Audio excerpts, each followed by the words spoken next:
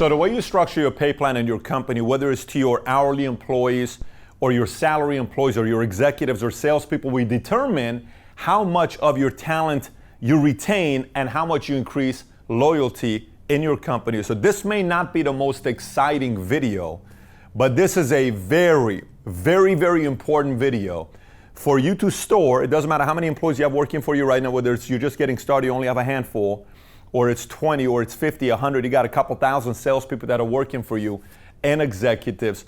It's something you want to definitely pay very close attention to. So let's get right into it. In this video, I'll cover with you different ways you get paid to your employees, and then I'll also talk to you some strategies on what you could do, on what's the best to combine with what I get asked all the time. How do I offer equity? Do I give this person salary? Do I give this person hourly? When do I pay them this? I want to bring this guy on board. Do I bring him on board now? We'll cover all that stuff together with you in this video. Okay, so let's start off. Simplest way is hourly employees. Now, who are hourly employees? Hourly employees are typically people who have a very simple, low skill level job to do. For instance, when I worked at Haagen-Dazs, I had to learn how to make banana splits, right? Or a sundae. That is an hourly job. You're making $3.25 an hour is what I was getting paid, right? If I'm working at Burger King and I'm making, a Whopper no onion, okay, great, a Whopper no onion, 2 buns, boom. This is a very easy skill set, right? This is all I'm doing. That's an hourly, $4.25.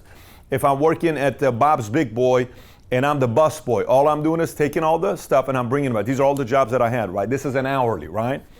So it's low skill and it's just transactional. Low skill, transactional, and it's a very great platform for you to identify people that want to make transitions to the next level. It's a very, very good filtering system here. And by the way, whatever I tell you in this video, it's very important for you to abide by your state laws or your country laws wherever you're from. So I'm just telling you simply stuff that I've done, but you got to make sure you're paying very close attention to your state human resource laws that you got to follow. So going back to it, filtering system from here where people go to the next level. It's also a great opportunity to see who the hardest working people here are at the hourly level. Front desk clerk, well, we've had somebody who got started as a front desk clerk, and then all of a sudden she was so amazing that she's been with me for 11 years now. And she started making $800 a month initially, or $400 a month. She was working 2 days a week. And then next thing you know, she's been with me. She moved her entire family and her husband here to Dallas from LA. Husband comes, 2 kids come, but she started off here, right? Hourly, simple salary. Salary is somebody that's more than hourly. It's somebody that you're telling them, we want you to get a promotion. You are now a salary position person here in the company. And sometimes salary is going to work more than 40 hours a week. If I have a job that I'm working salary, you would never catch me working 40 hours a week. And here's why. If you're watching this and you're working only 40 hours a week as a salary, I like to go above and beyond, because I kind of want to get to the next level and the next level and the next level. And I want to have leverage when I'm negotiating my salary or whatever I'm doing. By the way, my own employees watch these videos. I teach my own employees how to ask raise from me. Every one of them who's asked for me in a raise, I prep them. Here's how you ask for a raise from me, ... And they'll come and they'll present PowerPoint. Pat, I believe I deserve this. Tell me why. Nope, I disagree. Yes, I agree. One time somebody said I deserve this. I even gave more than they thought they deserved. And one time somebody asked me for something. I told them no, they didn't get anything. And I asked them to leave. So it's both ways, but it's transparency. So salary is the next level. Then you have profits. What's profits? Somebody who's getting paid salary plus profits. Why is this important to give somebody salary plus profits? Because salary plus profits allows somebody to scale. Like they are willing to work a little harder and push a little harder on a Saturday, or the effort is paying attention to more the details and they're rallying everybody because there's a profit to participate in. This could be profit / bonus. So you can change this profit to bonus. I'm participating in a, tier level bonuses and profits. Let me explain here. If you hit XYZ, you're going to get a $5,000 bonus. If you hit ABC, you're going to get a $10,000 bonus. But if you hit this, we're giving you a $25,000 bonus by the end of the year. And then it comes down to how you put the ABC bonus together, where it could be that you're going to get judged on how well you create the bonuses, because the bonuses comes down to you, how creative you can be in that area to get them to pay attention to areas that matters the most to increase the value of the company, if that's what you're looking for, increase the revenues of the company, if that's what you're looking for, increase the subscribership of your company, whatever you're looking for. This is a very important thing to put. Now, if I go back to the salary, the difference between hourly and salary is salary has a skill set. Hourly doesn't necessarily. There's a skill here. There's actually a measurable skill set that this person's bringing to the table, okay? And then you have equity. When do you give equity? Well, equity is eventually, if you want your best executives to come on board and work with you, and I'm a fan of equity. Some CEOs don't like equity. Some CEOs prefer to get profits. Some employees don't even want equity because equity to them is long-term. I like equity because equity gets me to know if this person's a long-term person or a short-term person. If I offer equity or a person's asking me, Pat, I want a piece of the company, don't get offended by that. That's a compliment. Hey, I want to be with you long-term. It's like a girl saying, when are you going to put a ring on my finger? That's what equity means. If someone says it to you, take it as a compliment. Don't get upset and message me 2 o'clock in the morning saying, Pat, what do I do? This person's asking for equity. I think he's going to leave me. They're not going to leave you. They're simply just asking you, what can I do to participate in the bigger victory long term with this company? Because I love this company. I want to participate long term. No problem. So that's the equity part, right? And you'll determine who to give that. I'll explain to you here in a minute. And then it's sales. Sales is very simple. Sales is king. Without sales, nothing exists. Without sales, nothing exists. I put the crown up here. These guys run the entire show. Google without pay-per-click does not exist. Okay? Facebook without the advertising and the boosting doesn't exist. Doesn't exist. That's sales. Sheryl Sandberg brought sales to Facebook. Okay? If there is no sales, Keller Williams doesn't exist without their salespeople. Gary Keller has built an incredible organization with nearly, I want to say it's the 90,000 real estate. They're the largest real estate brokerage house in America. And he wrote this book called The One Thing, phenomenal book. There is nothing with Keller Williams if there isn't sales. Nothing. Sales is king. In every company, sales is king. So your commission structure in sales needs to be set up in a way that you will be judged on how you set up your commission structure with your company, because if you don't do it right, then you could potentially incentivize bad habits. That's on your comp plan. We've made this mistake before, myself in the past. This is why now a lot of people call and say, Pat, can I come with you and meet with you and have you help us put a structure or comp plan? I don't have time to do it. But please help us. I don't have time to do it. But just go back to yourself and think about the way you set up your comp plan. What behavior do you want me to get? That again goes back to increasing the value of what? The company. Remember how I talked about bonuses here or the profits? Remember how I said, what behavior do you want from your salary employee to get them to do above and beyond? Same exact thing here. What behavior do you want for salary, for commissions, for them to do very well? And then their comp plan, when it comes down to sales, I don't like caps on how much money I can make. Some companies put caps. I'm not a fan of caps. I sit on a few boards and some of these guys want to put, I don't think this person needs to make more than $400,000 a year. What if they make more than $400,000 a year? What if a salesperson makes $1 million per year? What if a salesperson makes $2 million per year? That's totally fine. Don't put a cap on sales. My suggestion, don't put a cap on sales. And I know the logic behind some people who say, I want to put a cap on commission sales is because I don't think if these guys make too much money, they're going to leave me and be a competitor of mine. If they don't make, sometimes if they don't make enough money, they may leave you and go be a competitor of yours. So what if that happens? I don't want to put a limit on this side. So sales is king. The tough thing with sales is king is I had a company that brought me in and I spent a full day with them, and it was very, very painful to be around them because they're asking, how can we grow the company? And this is a multi-billion-dollar company. How can we grow the company? But, we don't want to change our comp plan. But tell us, how can we grow the company? I said, first of all, your comp plan is set up in a way to only favor the salespeople that have been here for 25 years and they're not working. They're not getting off their asses. You're not moving this company. Your entire incentive plan is to get those guys to just manage. Your best salespeople are not selling. That is a terrible compensation plan for your salespeople. But no, if we do this, they're going to leave us to another company. Let them leave. They're not going to leave. They're afraid of working. They haven't worked a 60-hour work week in 10, 15 years because your comp plan makes them lazy. The comp plan produces lazy people. And comp plan produces leaders. Comp plan produces managers, and comp plan produces leaders. So it's very, very important. There's an art to how you set up your comp plan properly, where they're not breaking the rules, but they're growing your business. So we may come back to that here in a minute and talk about it. So now let's talk about it. You may say, Pat, so what do I do when I'm hiring somebody and I kind of want to be able to know this person saying, do I do salary plus equity? Do I do this plus that? What do I do in this area? Let me kind of give you an idea. If somebody says, Pat, I want equity, no problem. I've had negotiations with many of my employees. Pat, I want equity. Great. So I want equity, I want salary, and I want profits. It doesn't work that way. If you want equity, long-term victory, great. I like that. Welcome. Your salary is probably going to be low, and you're probably not going to participate in profits. Initial stages. Obviously, at the end of the day, when the company starts profiting millions on top of millions on top of millions of dollars, it's a mathematical formula. You're going to participate in profits if your department is doing their part. Great thing about capitalism, it's all math. It's all math. Money flows. Money flows through, and everybody participates. If you can prove, I'm having meetings with a different department of ours. I think every single department had grown by 130%. Every one of them had grown by 130% or more, give or take, except for one. And I told that one person, we were talking, I said, you don't have no leverage. Your department is a department that has not grown. It's a measurable number.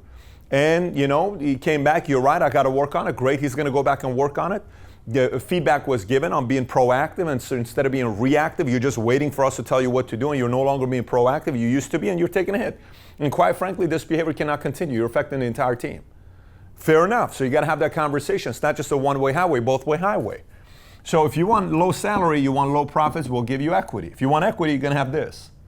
Or somebody says, well, I want a decent salary, but I don't care about equity. I want to participate in bonuses this year. Okay, so instead of getting a $40,000 salary, you want a $50,000 year salary, but you want to be able to bonus 20 grand this year. No problem. We can work that out.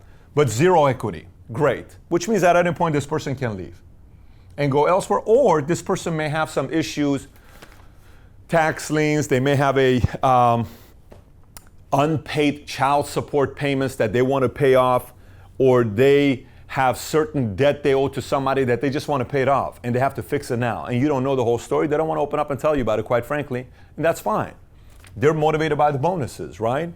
So red, there's no equity. They don't care for equity. Great. This person may come and say, I want high salary. I don't care about bonuses. I want to participate in equity. So what's the difference between this and this guy? Because this guy wants equity, but he's getting low salary. This is when it gets interesting. So in the world of sports, there are salary caps, let's just say, right? And there's always this collective bargaining agreement that they have in NFL and NBA and all this stuff, and they come together. And anytime you hear when there is a, what do they call a lockout? They call it a NBA when no one's playing and they're renegotiating the collective bargaining agreement. There's a NBA lockout or something where they're not playing. Hey, they're not playing 30 games, okay? Because we're renegotiating. Strike, there's a strike, then there's a lockout, yeah. So sometimes as an athlete, sports team, you may be sitting there saying, well, wait a minute, I'm the Cavs. LeBron's contract is coming up with Miami. Listen, let's pay him. Who cares, right? Sometimes you're the Lakers' Jerry Buss, and you got a Magic Johnson that's coming down from Michigan State, and you know he's going to be a player, and Larry Bird is coming out. He's going straight to Boston from Indiana, and you're bringing Magic Johnson, who's a rock star.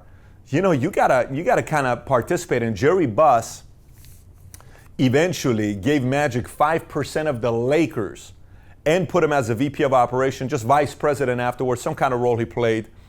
And so he got equity. Why? Because Jerry Buss locked in Magic Johnson. Magic Johnson only played for one NBA team, was the Lakers. Right? Sometimes you got to lock in a Kobe Bryant. Sometimes you got to lock in your players.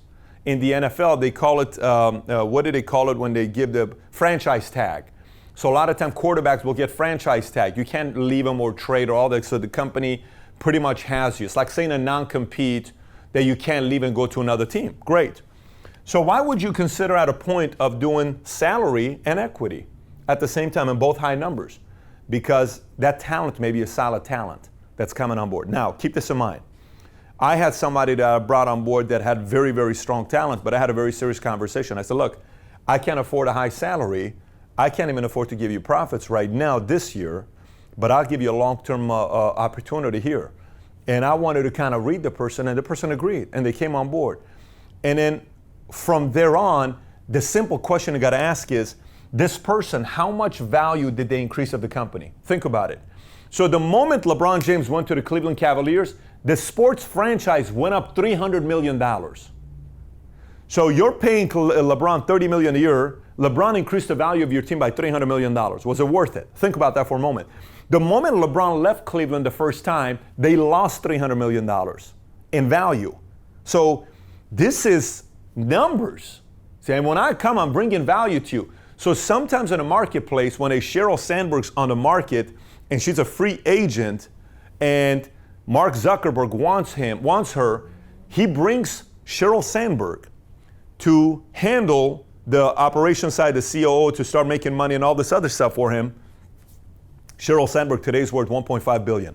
Do you know what her salary was? Can you take a wild guess what her salary was when she first came to Facebook? I bet you won't get it right. It's not $10 million. It's not $5 million. It's not $1 million. It's not $500,000. Her first salary was $300,000. $300,000. But she got stocks, $30 million. So I want equity. I want to be able to take this company to the next level. She did. Her $30 million turned into $1.5 billion, whatever the number is now, right? Why? Because she understood, I don't care about salary. I don't care about profits. I'm going for the big play. So you're realizing sometimes in a market, you have some talent that you got to work that out with. Now, for the most part, most companies don't give salespeople equity. I like to do it. And we have a certain program that we do for that. Why? Because I think sales, a great sales manager or sales leader, let me restate that, not necessarily sales manager, a great sales leader is very hard to find. Very, very hard to find. And you gotta value your sales leaders. You gotta value great sales leaders. Gotta value them. A salesperson can come and go. A sales leader, they know how to teach other people how to become sales leaders themselves. Very difficult to find that. So this is an idea for you to be thinking about when you're hiring somebody. How do I combine what? And by the way, a lot of times when you're looking at this, I'll go into my last points here with you. A lot of times when you're going into this, you gotta know your own numbers. For instance, if I'm giving equity to somebody, I'm giving equity to somebody who is irreplaceable. If you're watching this yourself and you are on the hiring end, so you're the employer, you're thinking about hiring a employee or promotion or hourly or equity or an executive or salesperson, you got to ask yourself, is this person irreplaceable? So what is irreplaceable? They have certain relationships that you need. There are certain contexts that you need them to be with you long term. There are certain skill set that they have that you need them to be here. There are certain capital they're bringing to the table that's a non-measurable capital. It's not necessarily money, but they increase the value of the company, right? You need to understand that person's irreplaceable. If you're on the complete opposite end and you're maybe an hourly or salary and you kind of are wondering what is your edge going to be when you're asking for profits or equity, well, you got to ask yourself the question, are you irreplaceable? Because if you're irreplaceable, then it's very easy. Value can be determined if you're irreplaceable. If you're replaceable, what do you want to have? You have no leverage. So you got to make sure you're replaceable. I literally sit down with my team and I tell them, you need to become irreplaceable and you'll increase the value you have with me, with the companies, long-term with us working together. If you're not irreplaceable, what are we doing here? What are we doing here? You got to be replaceable, right? Okay. So now, strategies. Strategies to be thinking about. Number one, know what you can afford. I had a guy ask me the other day, Pat, there's this person I want to hire, and man, he's so great. I love him, but he's got kids, he's got a wife, and you know, at his last company, they paid him $180 a year, but I know we got a great opportunity. I want to bring him on board. And you know, his last company was a part of when they were bought, he made $500,000, and he's coming to me. He would completely change the life of the company if he came on board. That's okay. How much did your company make last year? Well, we grossed $1 million. Okay, what'd you net last year? $50,000. I said, so what can you afford to pay this guy? I can afford $50,000. I said, you can afford $50,000? I said, what else can you give them? That's it. I said, what is your trajectory of your company? Like, did you go from 100,000 to $500,000 to $1 million? No. What was the trajectory? It was a slow trajectory. I said, so have you guys been going like this? No, we've been going kind of like this. You know, that's not a person to come and say, oh, they're going from 100, $500,000, $1 million, $2 million, $10 million, $40 million. This is great, right? I want a piece of this. In 3 years, my buyout's going to be $4 million. I'm interested, right? But if it's like this, you don't have an argument to get that guy's a talent. It's going to come and say, what are you talking about? And you can't give him $50,000 while his expenses, he's 36, 37 years old, he's got a wife and kids and a mortgage, he's not going to do it at $50,000. So you need to know your numbers. You may bring him in on your advisory board and have him stick around on the advisory board and you work your tail off. So he sees the trajectory, then you say, hey, you want to come and be the president? Now I can afford $150. I'm coming in because he's falling in love with the company now. Makes sense? So that's a complete different story, but you need to know your numbers. 2, always keep a lookout for free agents. Always. Always keep a lookout for free agents. We got the insurance convention coming up next week. I got so many messages from people telling me, Pat, you know, what can I do to be part of a VP with your company? I want to work from the home office side. I think I can bring value to your marketing side or the operations side, all this other stuff. I'm always looking for free agents. I'm always looking for great free agents. I mean, amazing free agents. Why? Because free agents, it's free agents. You know, when LeBron is on the trading blocks, you got to pick him up. This doesn't happen all the time. When you get some killers on the trading blocks, you got to make sure you go pick those guys up. So always keep a lookout for free agents in the marketplace. Number 3, know the market for the position you're hiring for. For instance, I had somebody that came to me and said, well, Patrick, you know, I want to one day make $300,000 a year with you. I love this guy. I said, really? He said, yes. I said, that'll never happen. Why not? Because the market for what you're doing is this. Oh, well, I'm going to go somewhere else. I said, no problem. Take the next 2 months and you start looking. This is not today. This is years ago. Take a next, 2 months and start looking. And he goes looking. And he comes back and I said, so what happened? Well, yeah, I got a lot of offers. Great. Did anybody offer you $300? No. Oh, really? Yes. So what's the number? Well, you know what my number. I said, I know the number for your position. And I just took the printout. This is your number. This is exactly your number. This is exactly your number. Stuttering. Did you talk to other people? Yes, this is your number. I'm willing to pay you this, which is more than this. You'll be the highest paid person at this position, but this is your number for this. And says, oh, okay, great. All this stuff, small conversation, everything was done with, and we've not had a single issue ever since then. So you need to know what the market value for the position you're hiring for, the regular person, the low skill level, not as much expertise, and the big shot guy, the market value is going to be higher for this person, but it's still not dramatic of a difference we're talking about. So study your market value for any position you're hiring for. Next, be willing to customize pay depending on talent. Like, this whole thing is you're going to get judged based on your creativity on what you can do when you bring some talent on board. And I'm not talking about sales. I get a lot of salespeople that will come inside and they'll say to me, well, Patrick, let me tell you, when I'm coming on board, you got to do this for me because I'm this. Great. I rarely do that with anybody that comes from the outside. And why? Here's why. Because salespeople who end up becoming your best salespeople are the ones that came in not asking for anything, homegrown. They grew. You better make sure you take care of those guys. Because if you don't, I will. I'm just telling you right now. Somebody else in the marketplace would be more than glad for that person if they're a loyal talent to people that want to work hard. They just want a company that takes care of them. You don't take care of your best salespeople, somebody else will, okay? But learn how to customize it. Just try it out. You know what? Take this whole thing yourself and write it on a sheet of paper and tell yourself, you know what, if I did this and I did this and I did that? What if I give them bonus, I give this? What if this guy's a salesperson? Let me see what I can do my compensation plan to do it this way. What if I did something with our sales guys and they were able to participate in that? What if I did something with my sales guys and we participated a little bit of the bonus? What if I got my hourly guys and figured out who it is and got rid of some and increased some of them and told them what they need to do? Just play with this. This is very fun. This is great because it also, you're putting a game plan for yourself on how to get people advancing and how to get talent to your place. And then last but not least, which is very simple, set up a comp plan that incentivizes and motivates people to be loyal to you and motivates people to increase their longevity with you, if that makes any sense.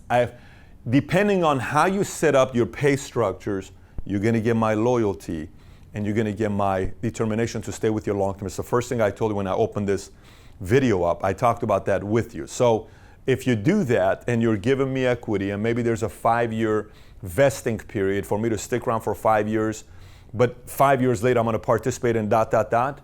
You're getting me to realize and say, I want to be in business with you long term. And at the same time, you'll also realize which one of the people you have in your company are long-term people. Anyways, with that being said, so this, again, I told you this is not going to be a very, very exciting topic, but it is a topic that many of you that run multi-million-dollar businesses ask me about regularly, and that you're having challenges with this. So, you can post any comments or questions you may have on this on the bottom. I'll try my best to get back to you. And if you haven't subscribed to this channel, please do so. Share this video with some of your teammates. You may have some board members that also need to watch this video, or even one of your executives. Share this video with them as well. We feel very confident about what we're doing with this YouTube channel.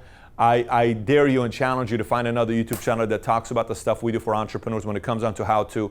We feel we're the best channel on YouTube when it comes down to the subject of entrepreneurship.